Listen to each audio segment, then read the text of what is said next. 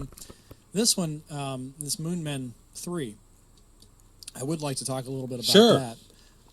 Because it's the most This is the recent- newest thing, yeah. This is the Okay. newest thing, and like when I say newest, it was done at the same time as the Gospel. Okay. Like we were done. I was working on both at the Yeah. same time. But Moonmen is a the composer is from Eden, North Carolina.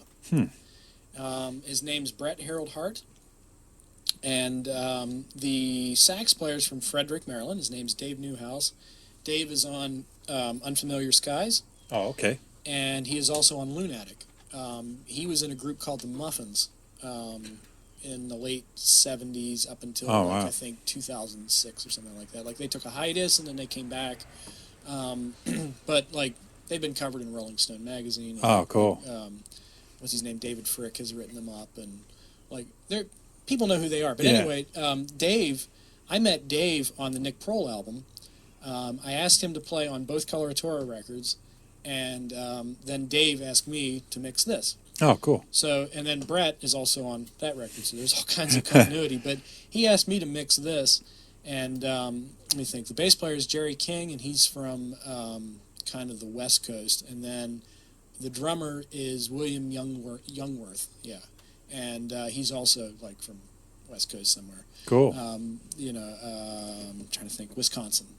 Oh, wow. That area. So you've got, like, Northeast. All over the country, yeah. Yeah, you got the Northeast with me, Dave, and Brett. Yeah. And then you've got, kind of that other part of the country. Yeah. And what's amazing to me is that none of these people are in the same room, but it sounds like a live band. Wow, that's cool. Like, and their first two records didn't sound that way. Yeah. But this third one has some kind of magic sprinkled on it that I don't. It's in the performances. Yeah, yeah. And like their first two records had a different producer, and he gave them a very modern sound, like a very tough rock sound.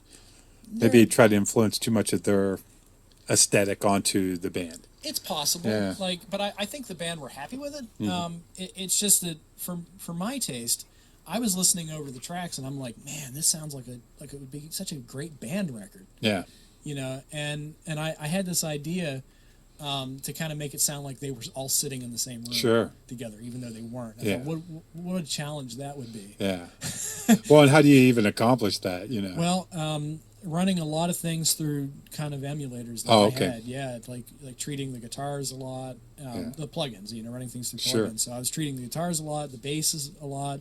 The saxes, like I played flute, as I said earlier, and so I sat next to sax players and clarinet players all my life, and I know what they're supposed to sound like. Yeah. So I just make it sound like it did when I was at the band listening to them.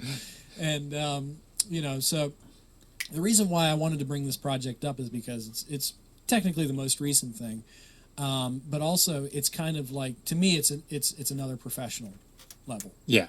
Like we're working with people who are established. This is their third record. Yeah, yeah. And the fact that they approached me after doing two is like, wow. Perfect. Yeah, that's awesome. Like, this is the first time I've ever taken on a project that had recorded history. Yeah, yeah. And something to live up to. So I worked really hard on that. And there's a lot of references to, like, B movies. Like, they've got this whole, like... Oh, really? Yeah. Like, they're obsessed with This Island Earth and Godzilla and... and they have like little names for each guy in the band. The bass player Jerry is Cthulhu Moon, Dave is Major Dom Fook.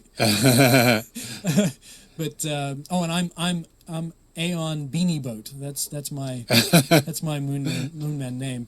But how nice of them. Yeah, but this is a record that I'm really, really proud of, and a track that you could spin off of this is Fedora Moon, the opening track. I think your listeners would really enjoy that. Cool.